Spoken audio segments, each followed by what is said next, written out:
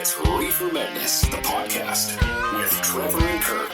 Kirk, Trevor, we're back. yes, ReeferMEDness, the podcast. So I'm Trevor Schufelt, the pharmacist. And I am still Kirk the nurse. Excellent. Kirk, we sent you west this time. You saw some family, some friends, and... I went to a small town, Lac La Biche, Alberta. You may, listeners will remember that I went visiting there a couple months back, and I went searching out for a cannabis store.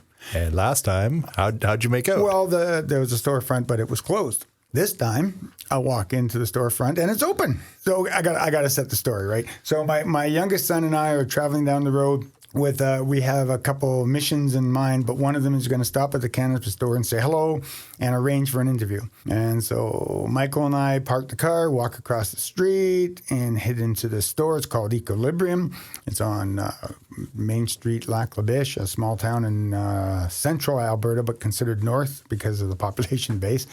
And so I walk into Equilibrium and I have my card in hand and, hello, my name is Kirk Nyquist. I have a podcast. And the owner, Derek Iwaski, goes, yeah, I know you.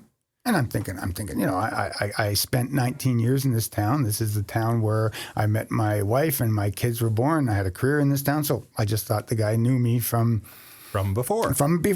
But no, he goes, I listen to your podcast. That's so cool. No. It was my 5 seconds of fame. You know, I kind of blushed and went, "Oh, so I'm being recognized because of the podcast," and that was nice, but in a strange way, very uncomfortable because okay. So people do listen, Trevor. Well, that's good, and I really like this interview. He's very passionate, and describe the place for me because I like the word he used to describe his shop. He called it a pocket shop. A pocket shop. Yeah. It's a small business owned by two guys, Jerry Webster and Derek. And you walk in and it's as big as this studio. It's not a big store. And it's immediately comforting and warm. There's music going in the background. You'll hear the music in the background as I'm interviewing him. Trevor, I'd like to just listen to this interview right through, rather than us interrupt it at all. Because it's basically a day in the life of two guys talking about cannabis in a store. So Derek was very comfortable because, so what happened is I go in and we start talking. And of course, I'm on a schedule, so I have to leave. So I say, you know, I'll come back and see you next week, example, right? But what eventually happens is that I go and do my stuff as grandpa, because my grandchildren are out there and stuff. Well, I got a moment the same day to walk in, and I spent a good half hour in his shop, and this is our conversation. It's good, it's casual, and I'd like to thank Derek for his time. Let's go visit Equilibrium. Yeah, my name is Derek Iwaski. I'm manager and owner of Equilibrium Cannabis in Lac La Biche, Alberta. And is this like a franchise store or just your store? We'd love it to be a franchise store, but it is currently just a single store right now. Just you? Yeah. You and a partner? Me and a partner. My business partner, Jerry Webster, yeah. Okay, so tell me about opening up a cannabis store in Alberta. Oh, it was quite the experience. We started off almost 2 years ago. We decided to do this. So we just started researching and we traveled to Vancouver to check out what was going on in there. And we just put together ideas, and when we were ready, we got everything built, and the store was ready to go come November. And then that's approximately right when the moratorium hit. And that's when we got stuck with a store that was ready to go, and we had to wait for the last, I think it was 8 or 9 months. Moratorium? What moratorium? They basically didn't get any more licenses after I think they released about 60 of them or 75 of them, and then they stopped because there was a lack of stock for the industry. So we were kind of handheld in that sense, where we couldn't basically move forward. And so you had the license? We didn't even get the license. They actually put a moratorium on the license itself. So the shop was ready to go. We couldn't open. Okay. Or at least sell cannabis anyways. They said we could open up and sell accessories and stuff, but we wanted to be able to open our doors and actually have product. Right. It was just a better way to serve the community in that sense, and not try to trickle out some sort of existence. Because when people walk in and you can't give them what they want, they might get a bad taste in their mouth of what the store is like. So we wanted to keep it positive for everybody. Okay, so you are a mom and pop business. You are Yes. basically a. So is that different? Is that different for Alberta? Like I'm trying to think of Manitoba. I think most of Manitoba's are corporate stores. They might be. I'm not sure exactly how it is over there. But yeah, Alberta's given us free reign to open up our own shops. And So what does it take to open up a cannabis shop? You say that you went and bought. Go ahead. Yeah. Okay. Customer just walked in. Hi there. How's it going today? Good. Yourself? Good. What can I get for you today? Is it 14 blend? Yeah. So 1365. All right. So do you buy product from all over Canada? Like do you have? We specifically purchase from AGLC, and they kind of dictate what we can and can't get because they do the purchasing, and then we purchase from them. Okay. So they buy from the producers. Okay. Thanks. So you're an independent store, but you are part of a distribution. Yes, very similar to like the liquor, in the sense that when you purchase, they have an order form that's given out every week. Oh, I see. That's the government organization. You're saying. Yes. Oh, okay. All right. Yeah, AGLC is the Alberta Liquor, Gaming and Cannabis. Right. So you buy from them, but so they then buy from all over, and then you buy from them. That's correct. Right, and I guess all cannabis stores do that. They all do, yeah, all Okay. the ones in Alberta. Okay. So when I talk to Spiritleaf, they do the same. They're buying. Yep. Okay. And so, it's if you choose then which ones you want to have, like the guy came in here wanted a special thing. Yes. So you always have certain. We don't always have. The unfortunate thing is we're only given a certain list that we're allowed to order from, and if they have it, then we can get it. But if they have like lesser quantities, it goes into like a lottery, and basically you go up against anybody else that may be wanting it, and then it's randomly chosen for who places the order. So we can place an order for X amount of dollars, but we might only get a lesser percentage of that. So you're not guaranteed to get the product you order. Not everything. No. How do you run a business like that? Horribly. Yeah. It's not the most efficient way, but it's the only way we can do it right now until more product is available and consistently available. Okay. So you're competing with another store in town, obviously. Yeah. You've been solo here for how long? A month and a half. Okay. 45 days roughly. So business is flourishing. It's good. It's not what everybody thinks it is. It's not like crazy money. It's like any other regular store, as far as I'm concerned. We just have a unique product that's new, so it's going to be a little more popular than just most other shops. So when you buy from the government, then the government distribution, your markup is set, or can you mark it up as you want? We can mark it up anything we like. Right now there are no restrictions on that. There may be in the future. They have spoke about it, but currently, you're allowed to set your own prices, and you can be either competitive or make extra cash if you like. It's up to you. And now in Alberta, are you allowed to, like as a customer, am I allowed to touch and smell and play with the product? Or Unfortunately, there are some major restrictions for that. Basically, the best you can do to actually see cannabis prior to purchasing is if there is some set out in the sensories Like you got displays that? like Yeah. we have there. Other than that, it's try and test. You won't be able to see it until you pop it open when you get home. Okay. And does Alberta do they have any tastings or like the liquor? Right.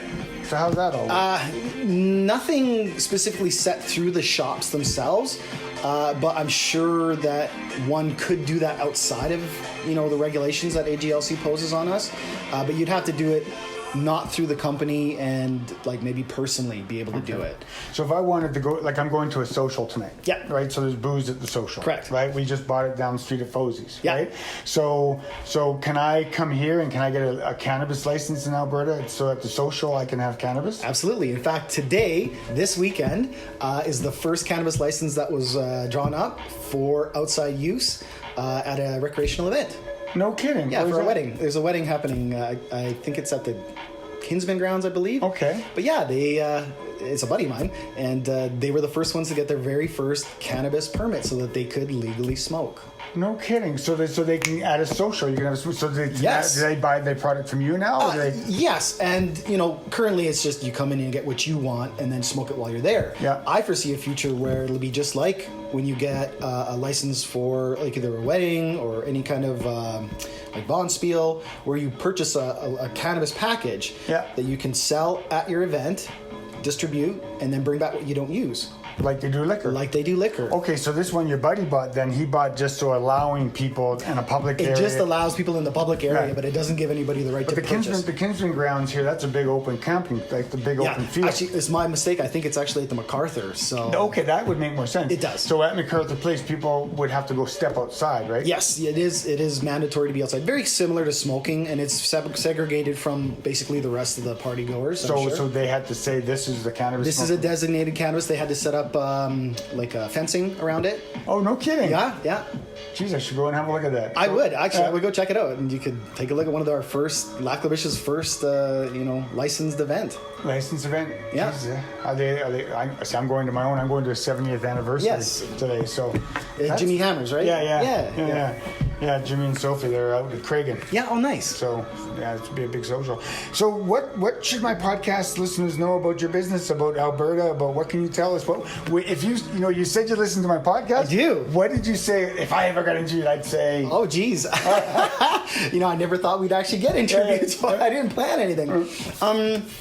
It's honestly truly an honor to be able to be in this business. We're creating history right now. This is an amazing time for Alberta and Canada in general.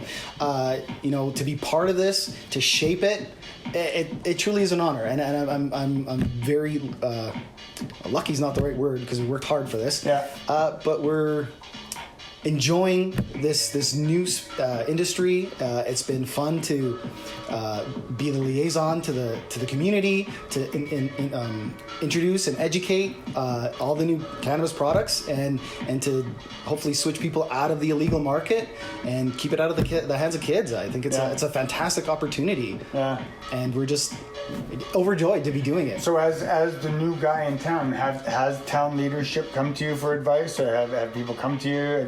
All every day. Yeah. Every day. Yeah. A lot of people coming in just wanting to know what cannabis is, how it works, what they should get, and it's been again super fun just to be able to turn them on to the podcast. I will. Actually, no. It was how I found out about you guys was actually through Michael. Okay. I started listening to his because I just did a random Canadian cannabis podcast search when I first started looking into becoming a cannabis entrepreneur, and I didn't know where to get information from, so I thought, well, try the internet. And so I found Michael's podcast and I started listening to his, and it was fantastic, and it was very informative in the beginning. And then when you guys did the Cannabis Media Collective, I was so excited because now all these extra guys coming in, and I started listening to you guys almost every one because it was much more informative, I found, than some of the other guys. Well, thank you. Yeah. Yes. So I do listen to yours and Michael's for sure. It's a great form of information, and your medical backgrounds plays great for information that I sadly can't use in the store. Well, but you can and can't. I can and can't. That's right. Yeah. I mean, at least I know what I should be talking about if somebody comes in and asks me a question. I mean, obviously I can't give any medical advice, but at least I understand what it is they may be looking for and hopefully help them in some way. That's cool. I'm glad that the podcast does that. Absolutely. Cool. Absolutely. It's just, this is a neat, quaint little store. That's what we wanted. All these other brand new stores came in, and these big money corporations that, hey, look at all these big new chains before this industry even started. As far as I was concerned, this is our chain. Yeah. And we like the tininess of this. It's manageable. What a part of what my business partner and I did when we went to Vancouver to check out all these stores, we noticed that there were just tiny little shops with little jars in the back, which we can't do now. But we felt that we didn't need a whole lot of space, and I like it because you can come in and everything is right here within view. Right to the till and out the door, and you get what you need. So and you've got quite a selection. We actually do, and that's another thing. That's a huge selection. It is. Being in a small town, the demand isn't as high because we don't have such a high populace that's looking for cannabis. So in the cities where there's so few stores still, they're just getting bought out right away. Like even before anybody else who just happens to walk in, not on an order day, when everybody shows up for what they can get their hands on. We consistently have a great selection. We're very lucky to be able to have that. So how is cannabis sent to you? Like obviously you have a safe in the back, yes, right? And so how is cannabis sent to you? Is it sent to you like through bricks or like how? It's on a pallet. It's on a pallet? Yeah, honestly, there's small boxes. But it's not in an armored car. It's not. No, it's on an unassuming transport vehicle. Yeah. Okay. And I mean, Do you guys do that yourself? Or no, the it's government all delivers? done through the AGLC. It's all handled through them. They deliver it all. Yeah. Okay. Yeah. And it's just very, very casual, unmarketed. Very casual. Yeah. Yeah.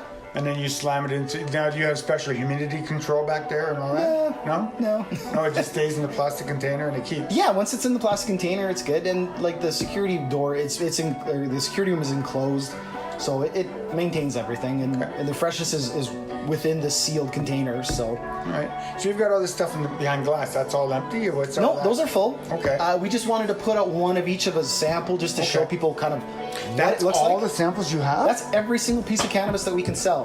That is a lot of product, man. Yeah. For a small little store, you have a big product. We do. We wanted to make sure our customers had a great selection, and we wanted that feeling of we're neighbors, right? And friends. So we swear a lot in this store, and we joke around, and we don't give two shits because this is our place and it's our space, and we can do what the hell we want with it. So. Yeah. So in Alberta, you're allowed to, in Lac La Biche, you're allowed to smoke outside, but you have to be so many meters from a door. No, every single municipality has its own rules. Yeah. It can differ from being able to smoke right outside on the sidewalk to nowhere but your own property. Yeah. And right now, that's how Lac La Biche is basically no public spaces, especially where there's children, and it has to be done in a private area, an owned residence, or one designated. Like, so for example, your buddy's wedding. That's correct. Okay. See, that's all of Manitoba is like that. And all of Manitoba, the only place you can consume cannabis is at home. Okay. And then, like a municipality next door can have completely different rules. They can say, smoke down the street, we don't care.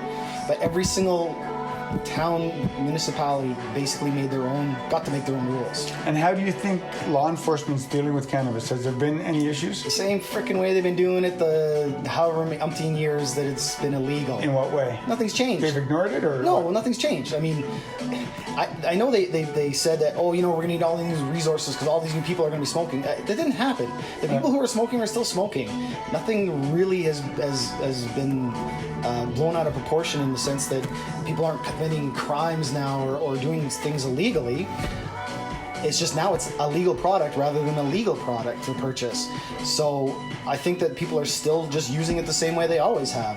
So there was no need to basically go so deep into having to get All the regulations. all the new regulations. But yeah. but law enforcement, they're not. I mean, if someone buys a pre-roll Okay. here and walks out here and lights up and goes for a walk, Yeah. and is the cop going to bother to pull over? Do they do that? I hope they do. Really? But yeah, because Okay. I mean that's still breaking the law. It's like cracking open a beer when you walk out of a liquor store. It's Okay. something you can't do.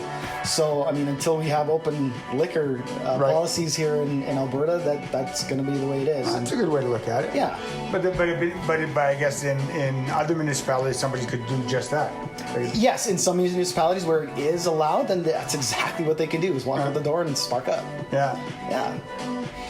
But in that sense, though, it does give the other communities their power to enforce the way they want, right? I don't, actually, you're right, because if a municipality is easy with it, then why not? If another municipality such as Manitoba, we do have some very tight communities that, they just recently just got alcohol, for example, right?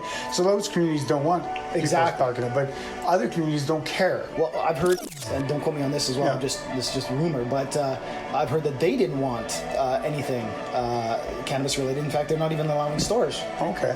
So, which is too bad because that's part of where we wanted to look to expand. We want to open up a lot more pocket shops like this because we find that the smaller shops with the lower overhead and requiring only one staff, it'd probably be a faster, better way to go. I mean, you don't need a big production. It doesn't have to be grandiose and look like an Apple iStore. I think this is all you need or less to make a go of it. Yeah. So. Well, your competitors, they've got 3 or 4 people in there. It's a bigger shop. Yeah. But you're right. That is an interesting observation. This is a pocket shop. I like that description. Yes, that's my own. I came up with it. I thought, if we should do some stores, let's do some like little guys all over the place. So equilibrium. Why equilibrium?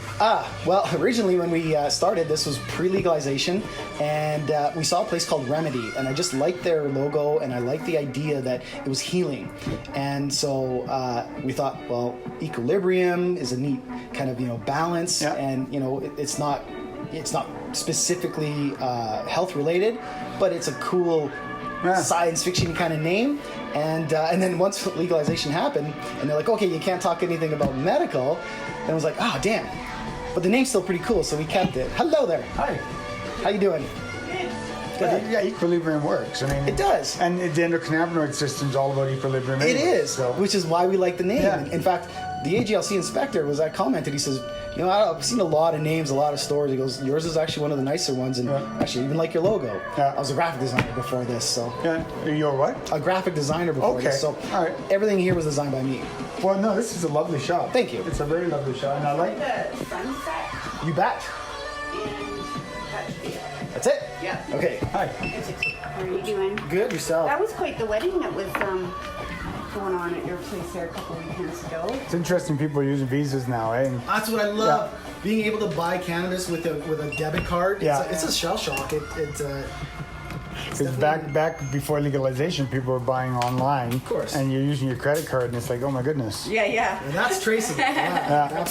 There you go. Cheers. Okay. We'll see you. Thank you. You see, that's what again I love that about the small town. That's my neighbor. Yeah. Oh yeah. So it's cool. Like you can sell to everybody, and it's that the small town stores I really like. Of course, you lose that closeness with people, especially in the city. You have to like garner those relationships. Whereas here, they're pre-made, and then you can sell to your friends. And Where Westview a local name, right? yes, it is. Yeah. My father's in the back actually. What's his name? Ray. Ray Ross. I know Ray. Yeah. Yeah. Dad, come on out. Ray Roscoe, where we worked together. Portage College, probably. Yeah. What was it called back then? ABC Lac La Biche. Yeah. Dad, Hey Ray. come on back. Ray Roscoe. Yeah. You used to work at the college? Many years ago. Yeah, same here. I used to manage the paramedic program. Oh, Kirk. Yeah, how are you? Hi, thanks. Good to see you. Same here. I'm just interviewing your son here about his business. It's a great business. Yeah. Doing well. Yeah, he's pretty proud of me. Yeah, very cool. And actually, that's been amazing. Like the support from my parents has been just incredible.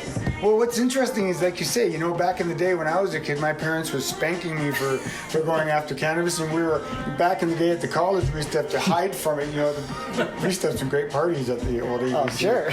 Back when Langford was running, the place was great. Yeah. And but now it's all open. Like you say, my son's in the cannabis business. Yes. Yeah. No, it's been cool. In fact, something mildly interesting happened to us recently. Is our Facebook basically got shut down. Oh. So obviously, with the new regulations in Canada and it being legal, Facebook is still owned in the United States, and federally it's still illegal there. Basically, what happened was they did allow some cannabis stores to run a Facebook page. But we recently got shut down due to posting just pictures of the boxes of cannabis. So we're right now working to get that back up. We don't know what will happen. We hope we can get back up because we had a really nice following of people. Oh yeah. And it was part of the way the only part of the way basically we could promote, because any kind of promotions outside the shop is basically forbidden. Yeah. So, I mean, the only way to get your finger on the pulse of the public was to. Well, you have a do it webpage. online. You must have a webpage. We do. Not everybody goes to a webpage every day, but they will go to Facebook Everyone every goes day. to Facebook. Right? Well, it's like Instagram. People's Instagram pages are always being shut down. Our Instagram is still good. Yeah. They did leave that alone, but Do you have a shot like on your Facebook? Can you actually buy from your Facebook? No, it's no. just promote. that's still technically not allowed. You can't purchase outside of the store. You can order Online. but you still have to pick up in store. Oh, really? Yes. Cool. Well, thank you for that. So, Kirk, wasn't it interesting that Alberta, well, a couple of interesting things I got out of that. So, capitalist Alberta seems to be doing maybe the best in Canada at getting licenses out to stores, but they didn't have anything as of October 17th because of a moratorium / lack of supply. Yeah. We got into that a little bit in the conversation, but again, there's so many stories. I'd like to get deeper in the Alberta market, but it was sort of the same thing talking to Spiritleaf, our next interview, about what happened. Why did it take so long for Alberta to get online? And again, lack of supply. I don't know. I mean, but they're up, and in this small community, there are 2 stores. That and humor us, because I've never been there, and most listeners haven't either. Small how? What's the population of Lac La Biche? Lac La Biche is now considered a hamlet. It's sort of, you'll remember Lac La Biche from the Fort McMurry fires.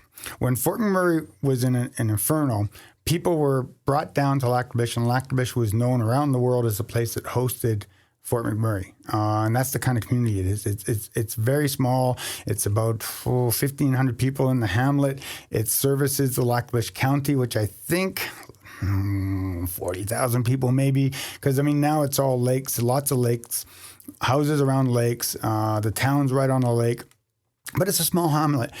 Actually, it was hosting the world's 3D archery championship when I was last there. So the world was in Lac La Biche. The world goes to Lac La Biche. The world was in Lac La Biche. So honors and kudos to Lac La Biche for pulling it off, because the word on the street was it was probably one of the best 3D archery shoots ever. Like the archers were very impressed. I was involved in a small way, so I got to talk to a lot of archers, and they were very impressed. So Lac La Biche is an impressive little town that has 2 cannabis shops. Now the second shop, Trevor, is Spiritleaf.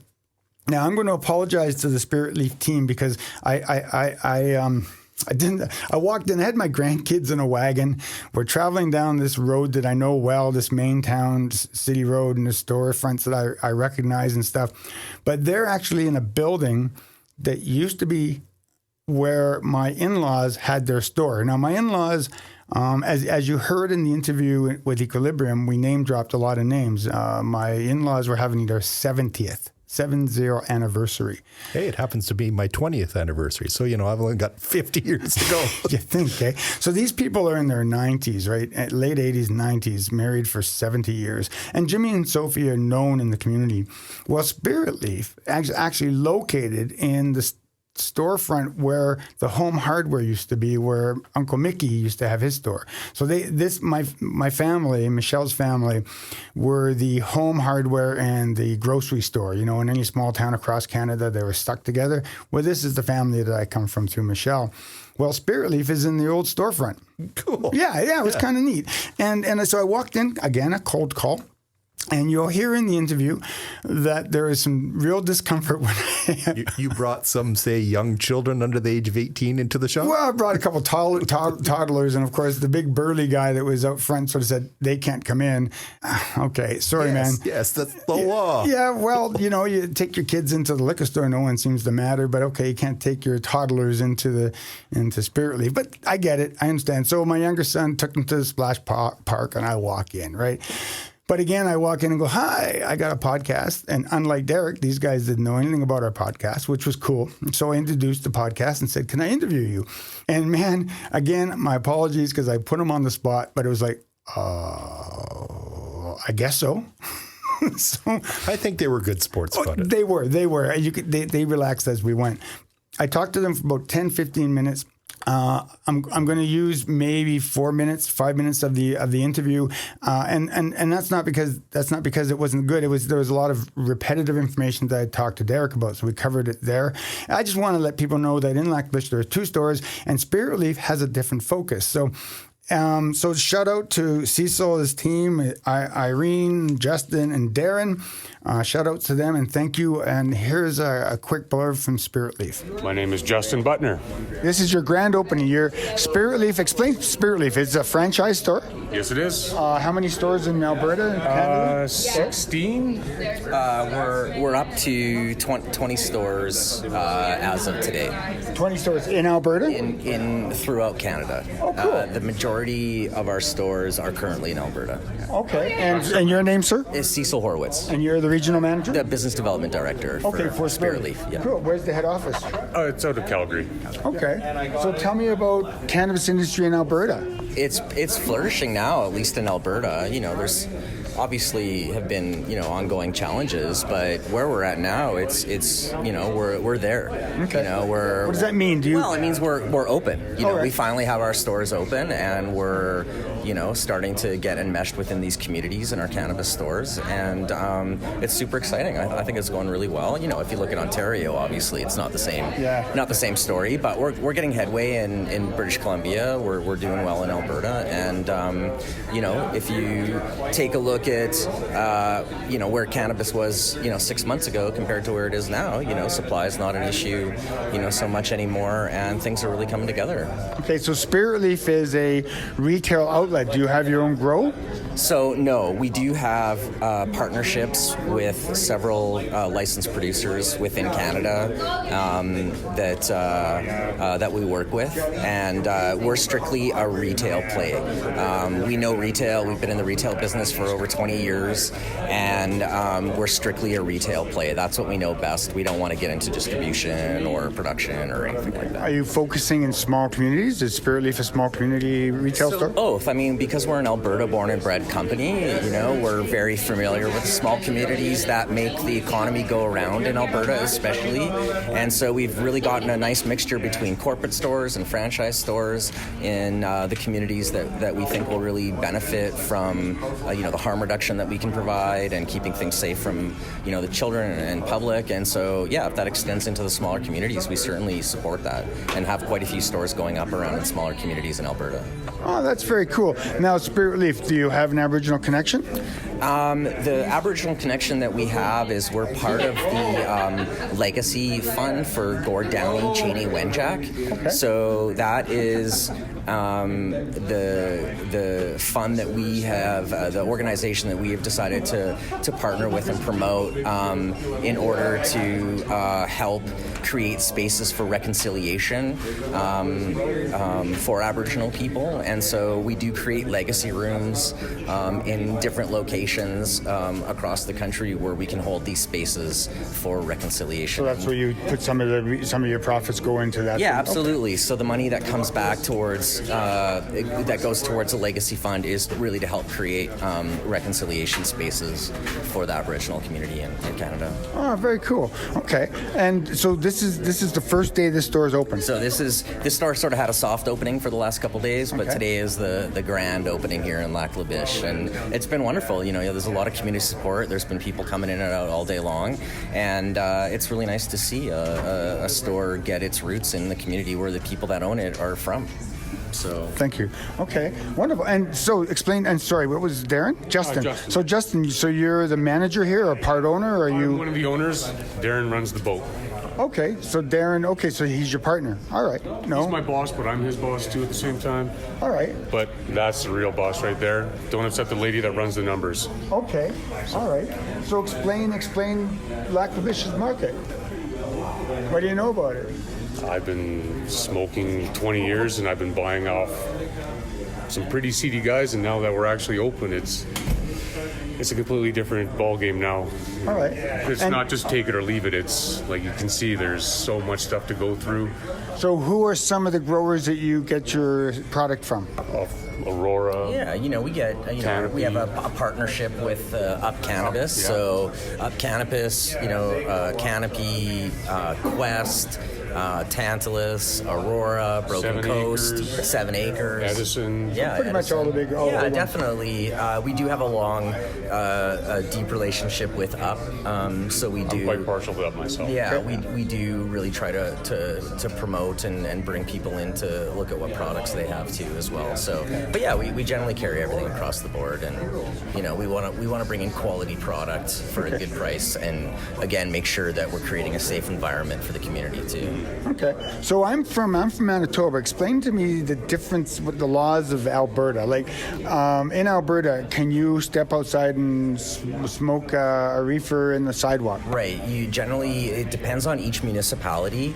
So there's the provincial rule that came down, and then each municipality can sort of mess with that. Generally, you have to be 10 meters away from a front entrance of any business or door. So like a smoking roll, like smoking cigarettes. Exactly. Yeah. So similar where you can smoke is where you can smoke cannabis as well. In Edmonton, for instance, there's so many places you can walk down an alley and smoke. You can walk down a street and smoke, and it's no problem as long as you're 10 meters away from a door.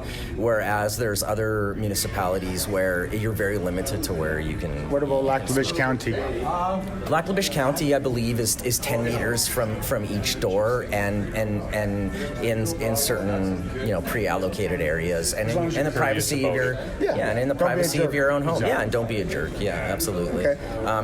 That being said, I don't really know too many cannabis smokers that are jerks. Yeah, no, it's pretty mellow people. Yeah. So tell me something about Alberta. I've been coming through Lac La Biche off and on, visiting relatives, and like the stores took a while to open. Why is that? Like October 18th, you guys weren't open. Yeah, it was. We had all our leases and retail shops in place and ready to go, and then supply was an issue right out of the gate. Once supply didn't become an issue any longer, things started going full speed ahead, and essentially within a 3-month period, everything was really online. So and they're getting better and better. They're very receptive, and they're starting to carry more and more licensed producers, and we still haven't even gotten the craft producers on board yet. So wait till the craft producers start coming out. Do you think Alberta's going to allow craft producers? Yeah, there's several. They're open to that. They are because they want, they need to stock up their warehouses, AGLC as well. So, and they recognize that people want to support Alberta craft, the Alberta craft market too. But isn't also the craft market what's supplying the black market? Essentially, I mean, especially in BC, that's the case. There's a lot of companies that have, gone above and beyond to, follow regulatory, procedures to become craft growers that were not involved in the gray market or black market before too. So there's a little bit of both of those things. When I go to BC, it's hard pressed to find a retail store. Yeah, I mean, that's, BC's, they have such a long history, and, they supported the gray market for so many years, and now there's, all these, legitimate business owners. In a sense, they were legitimate, but in a sense, they were also breaking the law. So I think that BC's trying to do a decent job in trying to grandfather some of these legitimate businesses, and it's just taking them a little bit longer. We have 6 stores in BC, currently, and so we've been able to get into, the province with great impact. So, well, now we're in Lac La Biche, so let's get something from the Lac La Biche guys. So you just opened. We opened yesterday. What brought you to the cannabis industry? I was tired of working for somebody else, basically. Yeah, and then we were originally going to open a water store. That fell through, and then it's like, what are we going to do? And I remember hearing... weed store. Yeah, I remember hearing on 630 Ched. I think Darren was on. Yeah, we had a bit on 630 Ched. Just typed in Spiritleaf on the Google machine and arranged a meeting with Cecil here, and we went down and talked with him. He's like, yeah, everything seems good. And then we've just been waiting and getting the store ready, and now it's finally happening. So you have so you got 3 people in your partnership? Oh yeah. Okay. Irene and I are the owners. Okay. And then we've got Darren running the show as the manager. Yeah. Okay. Well, thank you very much. Is there anything you would like podcast listeners to know about Spiritleaf and about your business in Lac La Biche? I mean, I just think that there's a lot of choices on the market, and make sure you go into a shop where you feel comfortable with the education that you're getting and the people that you're dealing with, and consider supporting local owner-operators. Just because it's a franchise doesn't mean it's not a local owner-operator, and I think that's what makes us really special. So, Kirk, that was actually their official grand opening that you barged in. Yeah, well, I stumbled. This was serendipity, because I was with my grandkids and my son, and I was talking about doing this interview at Equilibrium, and my oldest son, Coyne, he says, "Well, Dad, there's also Spiritleaf." And they're having their opening. I said, "Oh, well, we have to go. Let's bring the grandkids." and I really like the story. You go from, I want to work for myself. I think I'll open a water store. That didn't work. What else can I do? Hey, let's get into cannabis. Let's get into cannabis. Yeah. So, a small town person literally by the bootstraps, pulls himself up and opens a cannabis store. Exactly. And Spiritleaf is a franchise store. So they bought into the franchise, and they now are part owners, and they went from whatever to business owners. I also kind of like the fact that they're involved with the Gord Downey and Cheney Wojak Fund. So that's kind of cool in the sense. Remind us. Gord Downey, I know from the Tragically Hip, but remind us what the Cheney Wojak Fund is about. Do you remember just before Gord passed, he did an album of an Aboriginal boy, the songs of him leaving the residential school, and he goes trying to find his way back home. Right, and so they have a fund. And I'm assuming it goes towards Aboriginal children. Yes. It's ReeferMEDness, the podcast. All right, so our sponsors? Today it's Strain Print. Today is, yes. Still? Yeah, today's our Strain Print. Strain Print has basically supported us all year. Yes, no, they're a fantastic company. We were just describing them today to someone else as not just a cannabis company, but a really interesting Canadian technology company. Sure, they are. They're drawing research on people's use of cannabis. And like we said before, for your own personal use, medicinal or otherwise, think about it like a diabetic log for your cannabis. It'll help you track what's working for you. And it's funny, Trevor, this project, again, has been on. We've been doing this almost 2 years now. We're coming up to our 2-year mark, and how we both have learned from cannabis. What really makes Strain Print important is that as a recreational user, as a medicinal user, it's very important sometimes to track why you're smoking cannabis or why you're consuming cannabis. And this allows you to do it. So some strains may work better for you. If you're a recreational user and you like to consume cannabis because you have mild anxiety issues or you find it settles you down, track it and treat it responsibly so that you can actually figure out which strains work for you. If you go out and buy 30 grams of one particular strain and find that it doesn't work for you, well, you've wasted a whole lot of money buying an ounce of weed. So start low, go slow, track what you're doing. Strainprint.ca, fantastic technology. Mindfully medicated. Kind people, right? Kind people. Strainprint.ca, they support ReeferMEDness. We support them. It's how sponsorship should work. Absolutely. Okay, well, music.